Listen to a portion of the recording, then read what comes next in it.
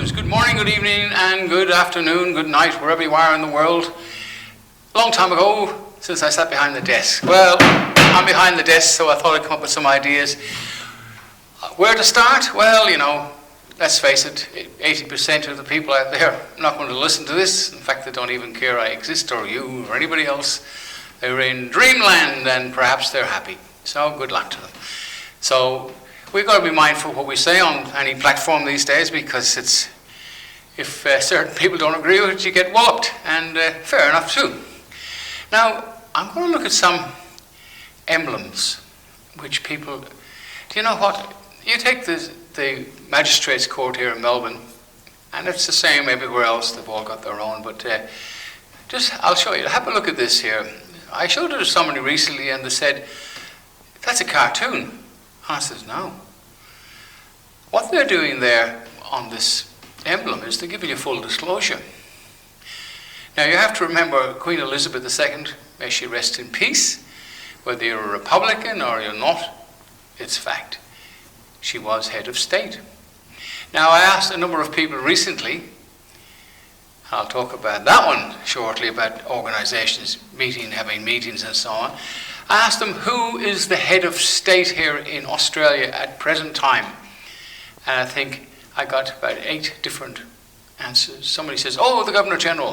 Well, he's a budgie. Oh, the Prime Minister. My God, he's a well and true budget. I mean, but the list goes on. But whether we like it or not, King Charles III. Like him or not, personally, I don't particularly like the guy, but we have to respect the fact that they are head of state. So getting back to the emblem in the magistrate's court, when I showed it to somebody, they said it was a cartoon. No, it's not. If you have a look at it there, you'll see a kangaroo. And the kangaroo is above the crown, holding the crown. Now, if that's not full disclosure, so one could say to the magistrate, with all due respect, now you must use that term, all due respect, because they have a thing called contempt of court. Although magistrates, technically speaking, can't hold you in contempt, but they do, because people just don't know the law. They put you in a little cage, and all the little servants run along and put you in there. They don't know the law either. But anyway, you could say to the magistrate, all due respect, is this a kangaroo court? Now, I mean, all due respect, Your Honour. And the magistrate, no, it's not. Well, Your Honour, if you have a look at the emblem, whichever side it's on at the time, it's got a kangaroo holding a crown. Now, are you not supposed to be representing on behalf of the Crown? Yes, they're still called Crown courts. And we have county courts here, we have no counties. There's a lot to be said for fact and fiction. So this is fictional. So you could say, well, you know, I've put forward, I accepted your invitation to do business on your vessel here in dry dock, because it's maritime law, remember? And I accepted that invitation as the principal for the deceased estate, and that's the family name in brackets. And I asked for the clerk of the court, whose duty is to file this acceptance of invitation under the above the crown.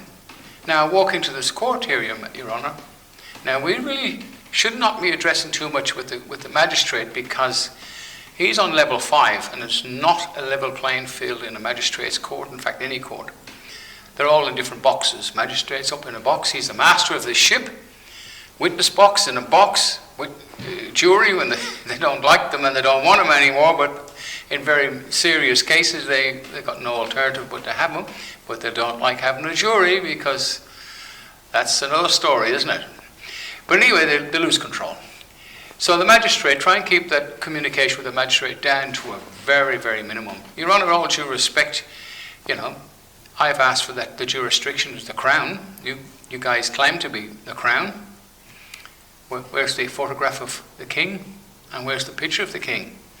Now that's a long, short story, but it's fact. But then you address all your questions to the prosecution. Now they may be on the right side or the left side, but they're the ones laying the charge against you. So with all due respect, Your Honour, you ask the prosecution, are you here on behalf of the Crown? So the magistrate, he'll try and butt in, Your Honour, for all due respect, I need Now you've got to stand by your facts. I need the prosecution to answer the following questions. Are you here on behalf of the Crown? And if he interrupts again for the third and final time, you ask the prosecution. Now, if the prosecution's, usually it's a constable in most states, who will stand up, yes, Your Honour. Well then, technically speaking, you can say, well now Your Honour, he has accepted the fact that he's now the trustee, because really I am the Crown. Remember, going back to crowning and estate. You are now the beneficiary, so you can say to the Crown, well, thank you very much, you're now the beneficiary, you can pay any alleged fines, or proposed fines. Now, this has got nothing to do with common law. This is maritime, fictional, or statute law. Then you can come along on the statute law and say to the prosecution, and you've got to, with all due respect, Your Honour, I need to ask this question, I need an answer to it. Can you show me, as you look over to the prosecution, say, can you show me anywhere in any law or any statute where it says man or woman? And if you do, if you can find that and show that to me, or even explain it to me, I will contract with you. Now the magistrate again will try and answer the question. With all due respect, Your Honour, I have directed the question to the prosecution. And Your Honour, again, you're up there on a different plane, different levels. I need to communicate with somebody on the same plane as me. And after all, they're the ones that lay the charges against my estate. The third time, you just do it the third and final time, you ask that question. Can you show me in any statute or any law where it states a man or a woman?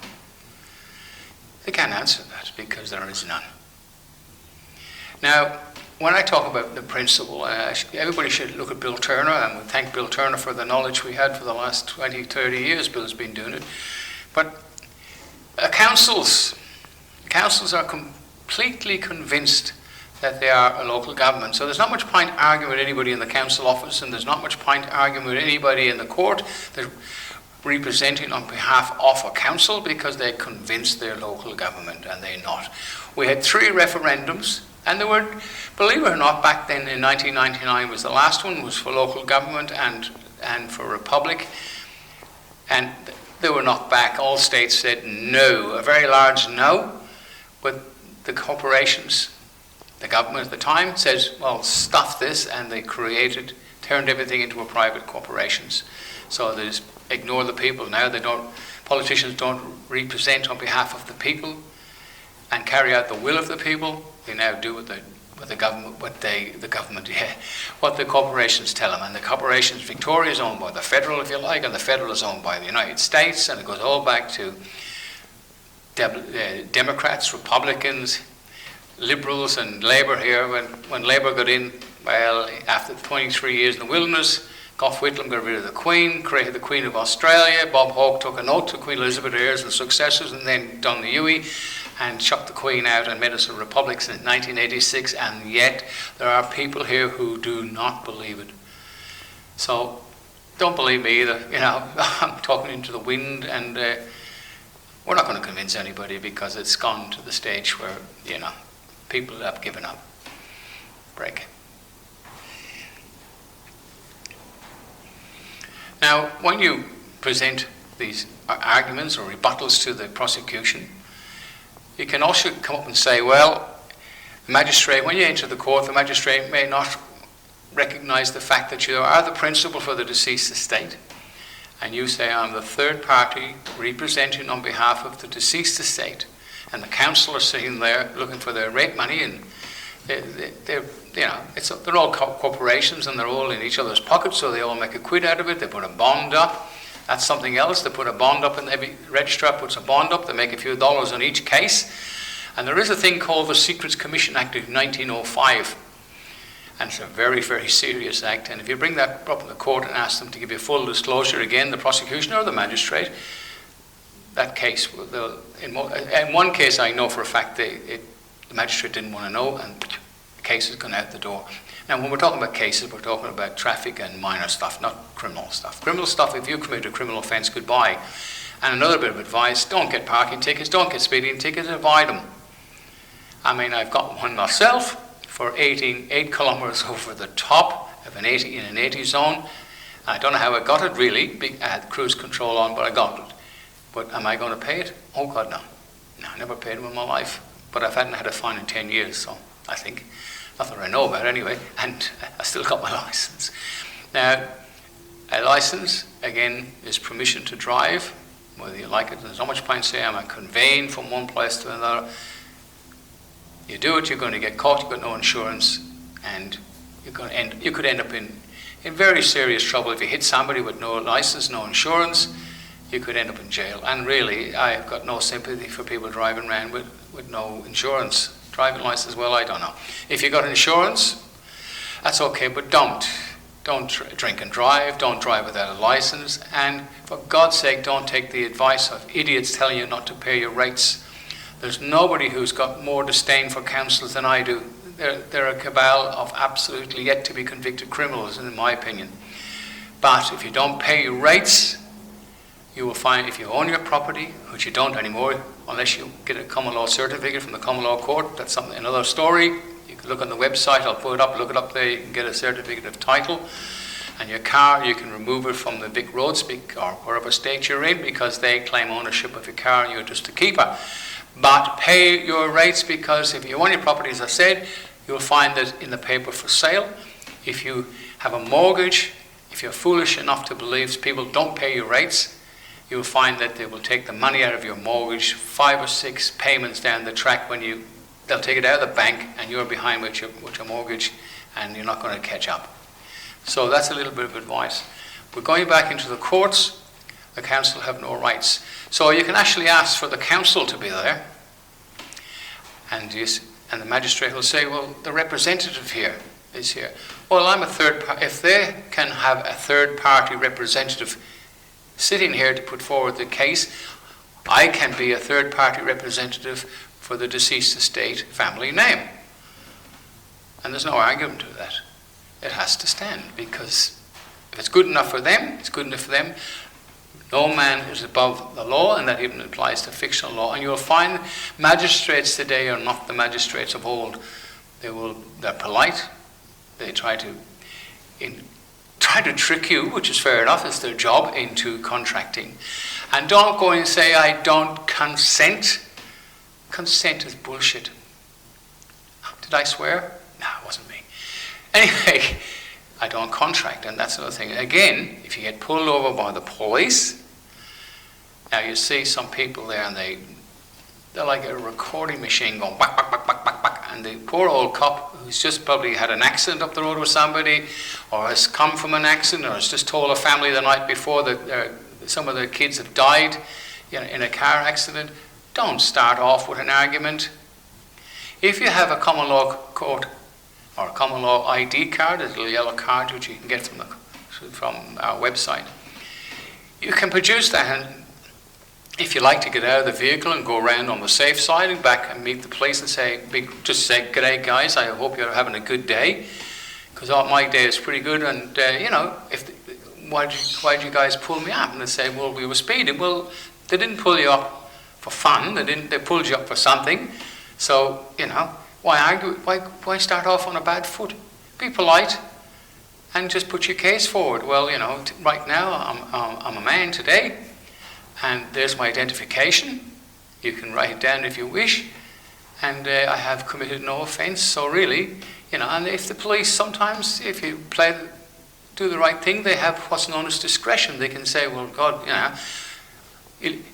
what it used to go, he shaped up pretty well, or she shaped up pretty well, decent enough people, just give him a break and let him go, give him a caution. Now it depends on the circumstance. If you've got no registration, no number plates, or you've got bodgy plates, or the car is stolen, well, don't expect any help, because you're not going to get it.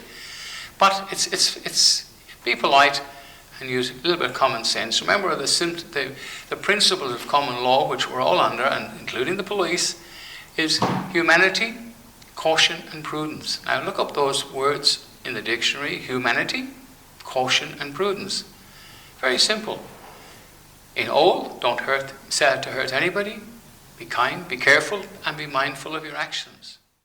Getting back to councils, they were once described by people over in Milton over that neck of the wood, as pirates of the suburbs, and rightly so. With these, I'm going to just talk quickly about flags. Now, I'll put a photograph up there at Council in Frankston. I was up, and it's the same everywhere. It's over government buildings. Why do we have these flags? Now, all due respect to all flags, but let's talk about the Aboriginal flag. Now, there's Aboriginals that live out in the bush. Real Aboriginals, you never see them. We cannot go onto their land, which is fair enough. Illaroo, Ayers Rock, we want to call it. There's places around there where we have people who could be seen on reasonable grounds being Aboriginal, but they really don't look like Aboriginals, making all the noise and getting all the money. Now, that flag up there, why is it up there? You know, that's a question. And then we have the rainbow flag. Why is it up outside government buildings, or so-called government buildings in councils, state, or in fact any of them, because they're all private companies? Now, what about a little bit of respect for the men and the women and the civilians and everybody who died in World War I, World War II, Korea, Vietnam, Afghanistan, all the wars? What about their flag? If it's the blue Australian flag or the red Australian flag, what about their flag just flying high? Because we have this thing called woke. Now, let's not call people woke stuffing or egg yolks, whatever you want to call them. Let's call them crazies. And that applies to us all. We're all crazy in a way, right? But we have the right to be able to say what we feel like without causing distress, if you like. So be mindful what you say to people too. But nobody really sets out to hurt anybody unless they've got mental problems. And who created the mental problems? The corporations. And they're trying to divide and conquer us and have us fighting among ourselves with all these BS flags and stuff around the place. It's to cause a little bit of anarchy. You see, the old magician, he clicks his hand up here and he does the deal underneath. And that's exactly what they have. They directed your angers or your attention, if you like, because nobody really cares anymore, to what these slippery bastards are doing. Now, the last time the Labour Party took over this country was when Whitlam got in. As I said earlier on, he removed the Queen, called it the Queen, and created the Queen of Australia, but he got kicked out. The Queen kicked him out. And the last Governor-General, that was the last real Governor-General, was Sir John Kerr. After that, Whitlam says, may God save the Queen, but nobody will save the Governor-General. So what do? They created their own. So the guy we have now, they're all patsies. And the Governor-General and the Governor of Victoria and all the states, mate, they're just puppets. They don't make any decision. The head of state in Australia, whether you like it or not, is still the Crown. And they're going to have a referendum, the vice. What they're going to do then, they're going to create a new Australia Republic, and they'll have an Aboriginal up there as head of state. I don't mind that, but you have to have a real referendum, because the referendum they're going to propose will be done by postal voting. Same up in Queensland now. Voting going on for days. Under the Constitution, which the Labour Party got rid of too, and the Liberals aided and abetted, they have postal voting, so you don't really have to count them, you don't have to care. And I was a scrutineer at some elections here in Victoria. Thousands of votes apparently have gone missing, but nobody cared. And the same government corporation got back in again without any further. There's not much point even going on about it, because it could be seen on reasonable grounds, very important word, reasonable, that the whole thing is just a gimmick. Further news in relation to the Common Law Court, which is back running again this year, because Christmas slowed us down and it takes a while to get back into the run of things. On the 25th of this month, maybe yesterday or tomorrow by the time you see this, but or the next day for that matter, we're having a Common Law Court meeting for some very interesting characters, CEOs of, organisations that are causing nothing but distress to the men and women of Victoria and, in fact, Australia. So we'll publish them on the website. Have a look on our website. There's a lot of people already indicted on there. And an indictment doesn't mean you're guilty of anything. It means the grand jury said you've got a case to answer. That's very important. Some of the indictments the court verdicts are up on the site. And once something is published on a site like that, it's open to the public, it becomes law. Now, the further news in relation to the Common Law Court is there's an act which I was wondering why the little common law court in Canada with the Reverend Kevin Arnott at the time, and he brought charges against bishops and stuff, and including Cardinal Ratzinger, which was Pope Benedict at the time.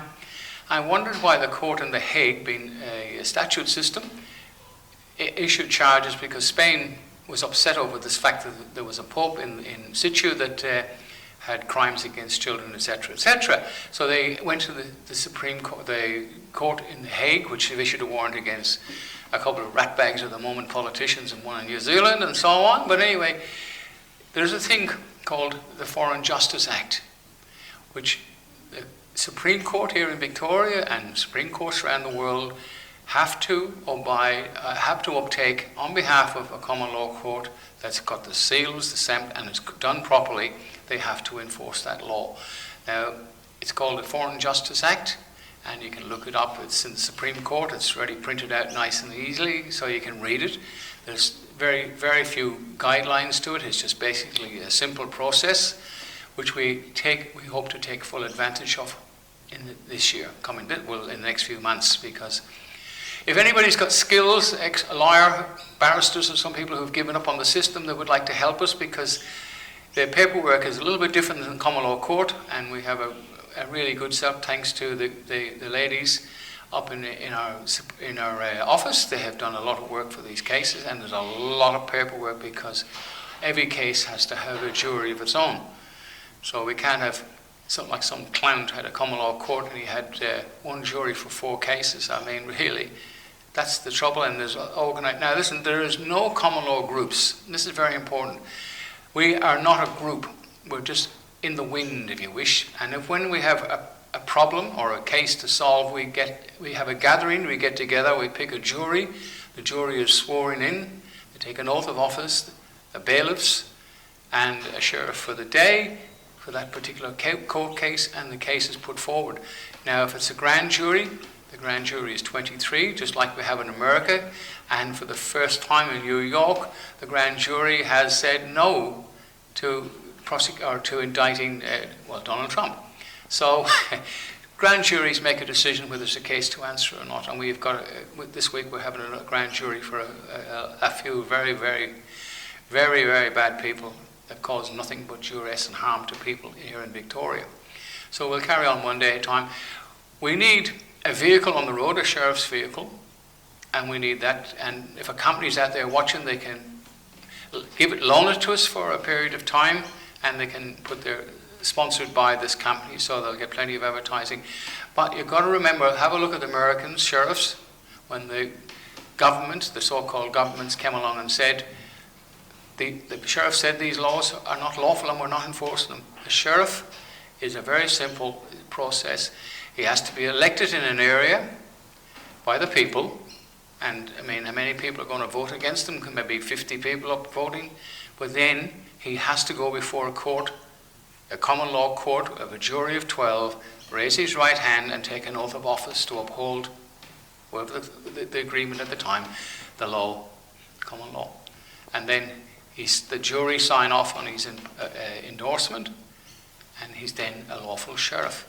And then, like in the old days, when in London when it started off, posse, people stop thief, and every able-bodied man was obliged in those days to chase down the thief.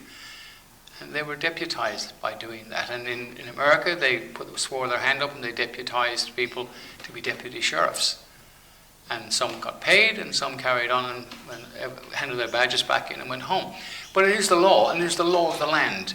And unfortunately, our magistrates' court and Supreme Courts are using statute law or law of the sea. And we have a right on the common law. It's a long story, but anyway, support your common law court. And I think it's a good idea. Look, if you've got we're all begging for money, and if we need help. With more money. Everybody's begging for money, and there's lots of groups out there trying to help people, and there's some little ones that are great, and they're doing great work trying to help people, but there are big groups out there which are very annoying and really pees me off. They're out there raising money to pay solicitors because they got into trouble with the police. Well, you're so wonderful. Why don't you stand up and represent yourself, be yourself in court, in other words. you know, instead of raising thousands of dollars. And then there's all other big I'm talking about the big organizations that are helping everybody. And if you want to join them, you have to pay a prescription to get in. You've got to pay a monthly donation. They're all just making money off the misery of ordinary men and women. Well, the common law court makes nothing. Nobody in this place makes anything. We all are at a loss. In fact, some of us, including myself, some of the girls have put their own money in to buy ink, paperwork and stuff, you know. And it's your court, the people's court. And it's so bloody simple. Now, on London News, there's heaps of stuff in there telling you about the common law court. John Smith, Kevin Arnold started up in Canada. He carried on doing it for a while and he gave up. He lost his job as a minister and he carried on with other things. He's involved in politics now. He showed John Smith in England how to set up. John really worked hard for 3 years, I'd say, on his own. Had a lot of little successes and some big one successes, but it gets very tiring. And now they're still going and they're doing wonderful work. They're issuing, like we do now, issuing certificates of title for property, stopping people losing their homes, their cars. They're producing driving license, insurance, passports. You can look it up, it's on the site. But we're only sticking with the law. We're trying to help people solve their problems with criminal organizations like the councils and the so-called corporations known as governments. We're trying to fight people's loss. And you can do it, and we've had success. But now the Supreme Court, our cases will be going to the Supreme Court only when it becomes to monetary. So someone gets a $100,000 fine or $1 million fine from the people, the jury, the common law court or the Supreme Court can enforce that, but they can't put anybody in jail for us yet that we know about. Anyway, again, for the second and last time, and the final time, just like in an auction, is London News. Dr. Barry, sign off. Thanks, guys. Please help us to help you. Indictment from the 25th of March 2023 here in Victoria. This guy, Tom Rogers, he's the head of the Electoral Commission. Now, it could be seen in reasonable grounds, this guy here is responsible for all the elections in Australia. And we know that under the Constitution, there's only 1 day for elections. If you have to vote for postal voting, you need a lawful excuse to do it. But now they're voting days and weeks before the voting. And in Victoria, they had phone-in votes for. So the whole thing is a sham. So the grand jury came along, of 23 people came along and said he's committed fraud against the men and women of Australia, abuse of public office, misprision of fraud, which is covering up the fraud, misprision of treason, which knowing the crown was removed, unconscionable conduct in a public office, right? The whole thing is that it's ridiculous. Now we have the Red Australia, we have the Labour Party, which initially destroyed this country by the acts of by Whitlam and Hawke. Whitlam got rid of the Queen. And of course, Hawke got rid of the crown, if you wish, and now we have a republic unlawfully since 1986. Anyway, these are the people that were convicted yesterday. They were already indicted by a grand jury way back, right? So this is the list of people running the TGA, the Fair People's Goods Act. This guy here is the CEO, but there's lots of other people involved in the, shall we say, the misprision of fraud, which is covering up the fact that fraud is being committed against the people. And if you have a quick look through here, the story, it tells the whole story. It was signed by the foreman of the jury, which is a 12-man jury, and on the date, and it's stamped the official seals. So the paperwork has to be done for this court case and served on these people. And then from there on, we will take the case to wherever levels it takes to get a conviction